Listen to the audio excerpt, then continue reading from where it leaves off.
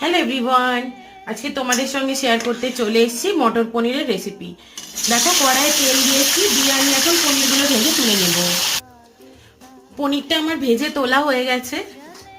এখন আমি এই কড়ার তেলের মধ্যে একটা পেস্ট বানিয়ে রেখেছিলাম, সেটা দিয়ে দিচ্ছি। যার মধ্যে ছিল হচ্ছে আদা, টমেটো, টক দই আর চেরা কাঁচা লঙ্কা আমি এর মধ্যে দিয়ে দিয়েছি। মশলাটা থেকে তেল ছেড়ে গেছে, এখন আমি কাজু আর মগজদানা বাটাটাও দিয়ে দেবো। এবার এটা কষাবো। এখন আমি এর মধ্যে দেব মটরশুঁটি, ভেজে রাখা পনির, একটুখানি নেড়ে নেব। এখন আমি এর মধ্যে দেব হচ্ছে খোয়া ক্ষীর, একটু গরম মশলার গুঁড়ো আর ঘি